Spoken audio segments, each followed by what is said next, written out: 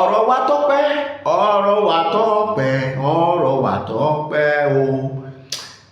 Gbogbo ọmọ Yorùbá ẹ káalẹ́ ẹ káàárọ̀ ẹ káàsán happy new year lẹ́ẹ̀kan sí. Ìròyìn ayọ̀ lélẹ̀ tí mo mú wáyé ẹ gbọ́, ìròyìn ayọ̀ gidi fún ìgbà àkọ́kọ́ nínú ọdún tuntun ọdún 2025. ẹ má gbàgbé wípé èmi a máa sọ wípé àkókò tó tá a fẹ́ a máa kó olóko ẹrú ọdún yìí ni o, kò ń ṣọdún mi. ẹ lọ fọkàn balẹ̀, kì í ṣe bí ilé bàbá Tinubu. ẹ fọkàn balẹ̀ lórí ọ̀rọ̀ wa bàbá wa Professor Banji Akintoye. Ara àwọn òròyìn ayọ̀ tí bàbá yìí fi lẹ̀ òun ni mò ń mú bọ̀ tẹ́lẹ̀ kéléyìí tó tún wá yọ sí wa. ẹ dákun ẹ darapọ̀ mọ́ mi nínú ètò yìí, ẹ bá mi gbé ètò yìí ẹjọ́ ẹ̀yin olólùfẹ́ wa. ẹ mọ̀ pé ọ̀pọ̀lọpọ̀ ọgbà láti sọ wípé tó àwọn àgbààgbà ilẹ̀ Haúsá Fúlàní wọ́n sọ pé ká pín orílẹ̀-èdè yìí. Ara àwọn àgbààgbà yẹn ni pòfẹ́sọ̀ kan tá à ń pè ní Tanko Abdullahi. Gòlòlò tó ti jáde báyìí, òun tó ń pariwo gbogbo àṣírí Tinubu àtàwọn ìjọba ẹ̀ ló ń sọ àtòhun àrà tí wọ́n fẹ́ fi Bọ́lá Ahmed Tinubu dá tó bá lóun ó dìbò ní ọdún 2027 tí ò sì yí òun nínú ọpọlọ tiẹ̀ pé abẹ́rẹ́ ọlọ́kọ̀nà okùn kó tó dí. Gbogbo ẹ̀yin ọmọ Yorùbá ẹ dákun bẹ́ẹ̀ ṣe ń wọlé ẹ máa bá mi pín ẹjọ́. ẹ sì mọ̀ pé tí ìran Fúlàní ní bá fẹ́ pààyàn àbáwúsá ọjọ́ Jímọ̀ ni wọ́n pète ọ̀rọ̀ tí cleric mọ̀ yẹn àwọn àgbààgbà mùsùlùmí wọ́n bá sọ òun ní final whistle. ṣé ẹ fẹ́ gbọ́? Àwọn majority yẹn ni àgbààgbà olórí ẹlẹ́sìn nílẹ̀ Haúsá Fúlàní wọ́n ti pariwo síta pé kí Bọ́lá Tinubu kó pé orílẹ̀-èdè Yorùbá. Ó ti dojú ẹ̀, àdúrà wa ti gbà. Kìràkìtà ká bọ́ sọ́hùn ká bọ́ síyìn olóyè Sunday Adéyẹmọ Ìgbòho Òòṣà ó ti di bẹ̀rẹ̀ sí ní sòèsóre. Gbogbo ọ̀rọ̀ gbogbo ìlànà gbogbo ìgbésẹ̀ tí bàbá wa bàbá àgbàlagbà dáadáa Professor Banji Akintoye tí wọ́n ń gbé ó mà ti ń so èso lọ́dún 2025. Nínú mẹ́sẹ̀gì ìyẹn wàásù ọdún àgbájọpọ̀ àwọn máa ń gbé fídíò ẹ̀bọ̀ wá hàn yín. ẹ ti mọ̀ pé lórí àwọn ọ̀kan ní tiwa àwa ò ní sọ̀rọ̀ ká má fún yín lẹ́rìí. ẹ̀rí máa jẹ́mi ìṣó máa ń wà ń bẹ̀ gbogbo ìgbà.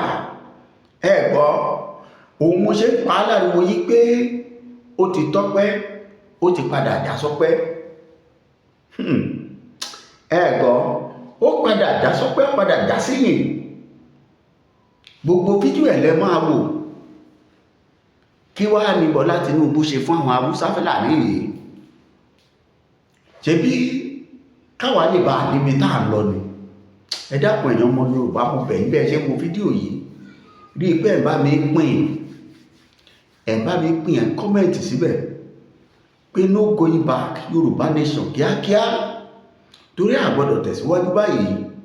Mo ń sọ mo tún sọ bá a bá ti lè fẹ́ẹ̀lì ní kòríta tá a wà yìí tí Tinubu bá ṣe bàràbàrà bàtàbàtàbàtà tọ́bẹ̀ ikú o. Irú àwa tá a ń sọ̀rọ̀ yìí àgbà àfàìmọ̀ kọ́pọ̀lọpọ̀ wa máa lọ gbé lẹ́yìn odi ìlú. Àwọn tó sì já síwájú wa èyí tí ọba fẹ̀wọ̀n ṣera á jẹ́ pé bóyá ó ti sá lọ síbi tí wọn ò lè rí mọ́ láéláé. Fún ìdí èyí ẹ̀yin tẹ́ ẹ wá wò wá tẹ́ ẹ ń gbọ́ wa láti gbàdégbà Fúlàní á wá ṣe ṣége. Tẹ́ ẹ bá ń gbọ́ ṣége fún pẹ̀lú ìgbésẹ̀ àti ìlànà wọn tí wọ́n fi ilẹ̀. Ọmọ Yorùbá fídíò tí mo ń dúlẹ̀ fún yín yìí mò ń ṣe pẹ̀lú oore ọ̀fẹ́ Ọlọ́run ni, torí pé ògògó ń jògún ara ògún ò le. Àmọ́ síbẹ̀síbẹ̀ a gbọ́dọ̀ jẹ́ kẹ́ ẹ mọ̀. Ẹ má jẹ́ tàn yín, ẹ má jẹ́ gbà yín lásìkò. Ẹ kọ́kọ́ gbọ́ nǹkan tí bàbá yìí sọ. A gbìyànjú láti tú sí èdè Haúsá ló fi sọ kódà ó sọ̀rọ̀ ó sọ nípa tẹ̀sìn pẹ̀lú. Fún díẹ̀ yìí ó ní ẹjẹ́ á pé orílẹ̀-èdè yìí nínú ìpàdé àwọn àgbààgbà Haúsá tí wọ́n jẹ́ ìmáàmù látòrí ìmáàmù Dàdánì ni ó kíní kan tó jẹ́ lórí ẹlẹ́sìn ẹni bá sọ pé Olódùmarè ọ̀gbọ́ àdúrà àwọn ọmọ Yorùbá ẹni ọbọ̀lẹ̀ ń bẹ̀ ẹni ọ̀padà díẹ̀ sọ fún ẹni kó bọ́ọ̀lẹ̀ ń bẹ̀ ọba òkè ń gbàdúrà wa láti gbàdúgbà ọyá ẹjẹ́ ìfohùn sí ẹ kọ́kọ́ gbọ́ nǹkan tí bàbá yìí sọ bẹ́ẹ̀ ṣe ń gbọ́ ẹ dákun tó bá jẹ́ gbà àkọ́kọ́ ní ẹ subscribe sí channel wa ẹ bá wa subscribe ẹ jẹ́ kí ètò yìí ọwọ́ ògbóró ayé lọ ọyá ẹjẹ́ ìsáré pé yín débẹ̀ òun rèé ẹ gbọ́ nǹkan tí bàbá yìí sọ. Ƙasar nan ta rabu a raba ta kawai wallahi a ra'ayina da masu ra'ayi irin nawa ƙasar nan ta rabu a raba ta kawai a raba ta Oduduwa su ɗauki nasu Biafra su ɗauki nasu mu musulmi mu ɗauki namu wallahi wannan shine solution a raba ta a raba ƙasar wannan shine ra'ayinmu a raba ta su ci man su umma mai ɗin ne a bar mu da shanunmu a bar mu da wakenmu a bar mu da gyaɗanmu a bar mu da shinkafanmu a bar mu da dawanmu a bar mu da geronmu ku je ku ci fetur ɗin ku je ku ci a raba ƙasar mu samu mu ɗabbaka shari'ar musulunci ba wata shegiya Ngozi ko Dabora da za ta zo ta fi tsirara suke rabin mamanta a waje ta ɓata tarbiyyar 'ya'yanmu ta ɓata ba shegin da ta yi haka da sunan constitution ya ba da right babu wannan a rabu kawai wallahi rabuwan ƙasa ne shine alheri ga musulunci ga musulmai wallahi tallahi shine kuma shine munafukan cikin mu da su ƙara bayyana mu gano su ko kudu ko arewa wallahi a raba ta domin ba za mu yarda ana kashe mana 'yan uwan musulmi ba mu kuma su suna zaune a nan lafiya ba zai yi ba gwamnati ki ta kinnot ba za mu yarda ba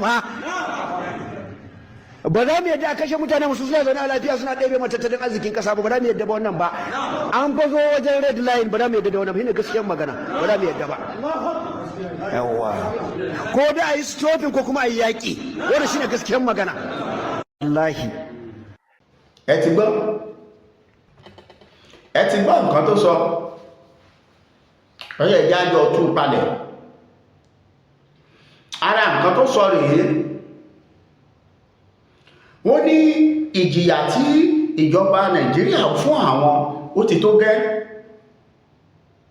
ó ní ìjọba àpapọ̀ ń fẹ́ ìyàjà wọn àwọn kìrìsìtẹ́nì ń fìyà jà wọn àwọn Haúsá Fúlàní àwọn Yorùbá à ń fìyà jà wọn àwọn Ìgbò ń fìyà jà wọn ó ní kí ìjọba Tinubu ó pín orílẹ̀-èdè yìí ẹ gbọ́ ó ní òun ọmọ ìdí àti túmọ̀ tí àwọn táwọn yàn lórí àwọn iṣẹ́ tí wọ́n ń ṣe nílé ìgbìmọ̀ lọ́hùn-ún pé kí láǹfààní orógbó apá kò láwẹ́ àjẹ́ òkòrò àti ní ẹja gẹ́gẹ́ ká fi dáná àwọn àgbààgbà tún lè wọ̀ ní ẹgbẹ́ àǹfààní wo ló ṣe ipe kí ní àǹfààní wọn Nàìjíríà pé kò sí ohun tí wọ́n ń pè ní wọn Nàìjíríà níbi táwọn ọba dé ìmú ní ha so àwọn Haúsá Fúlàní wọ́n lè sọ pé kò sí ohun tó ń pè ní wọn Nàìjíríà kábíyèsí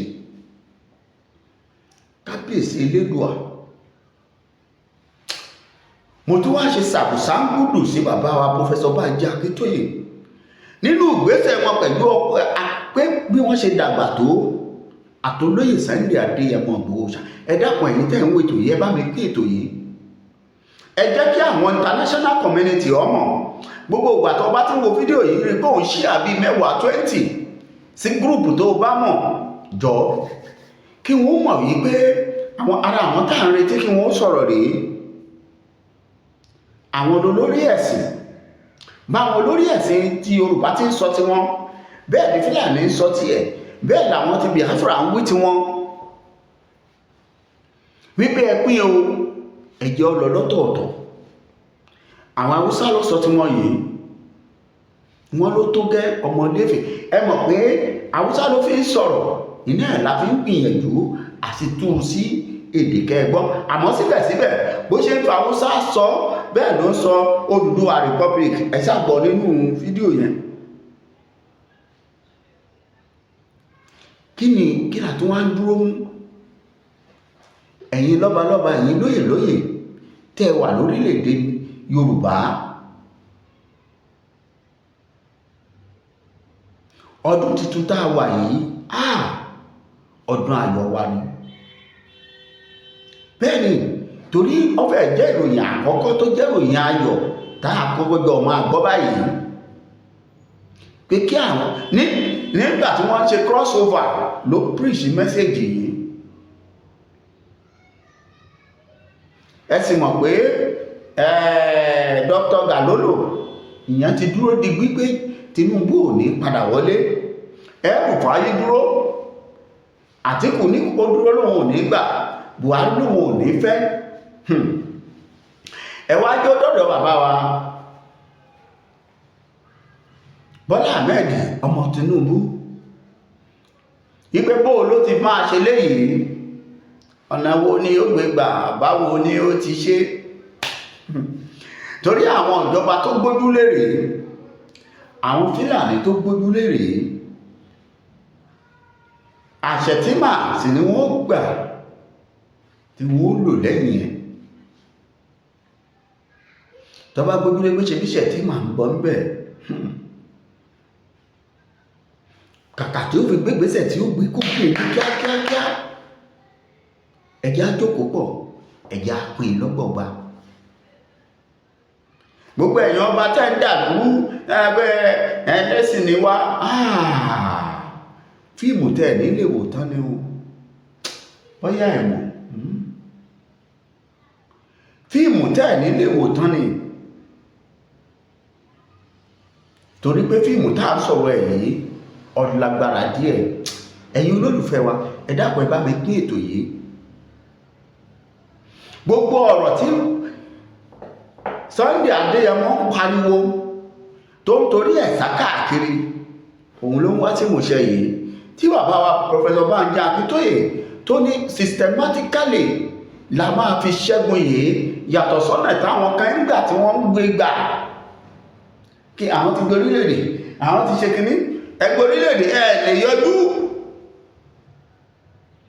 ẹ sábà fi ti yín kó bá ní àjò wa nílẹ̀ Yorùbá, ẹgbẹ́ orílẹ̀-èdè àní ẹ̀bọ́ ọ̀ta, ẹ dárúkọ ọba tó sọ̀pọ̀tì yín, bó ti lè wù kó burú tó. tó bá béèrè Sunday Adéyẹmọ lọ́wọ́ Ọ̀nìrìṣà, Ọọ̀ni á sọ pé òun mọ̀ gẹ́gẹ́ bí ajìjàgbara Yorùbá nation. tó bá béèrè Professor Ọọ̀ni á sọ pé òun mọ̀, gbogbo ọba alẹ́ Yorùbá sọ pé àwọn recognize ẹ̀. ta ló dá yín mọ̀? àwọn Fúlàní ló tún ti yarí yìí ìpé kí Tinubu ó pín orílẹ̀-èdè yìí, ìpé kí ló ń dúró mú àwọn olórí ẹlẹ́sìn, àwọn ló ti ní kó pín orílẹ̀-èdè yìí lọ́gbọ̀gbọ̀, kó pín pé ó ti tó gẹ́ àwọn Léfì. alùbàtà kì í dárí, wọ́n ní kó pín nínú ọdún tuntun. kí ló sì fà á? àwọn ìgbésẹ̀ tí Bọ́lá Tinubu ń gbé. ó ní kí wọ́n rìfọ́ọ̀mù ìrìn South West yẹn, àwa Yorùbá là ń bọ́ gbogbo wọn. Èkó, Ìbàdàn, Port Harcourt ni wọ́n ti ń ṣiṣẹ́ owó tí àwọn náà ti ná.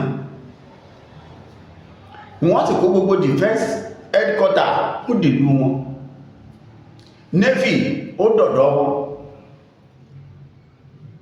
síbẹ̀ àwọn ọmọ wọn ò lè dúró lọ́hùn o, ojúmọ́ kan ò lè wù wọ́n.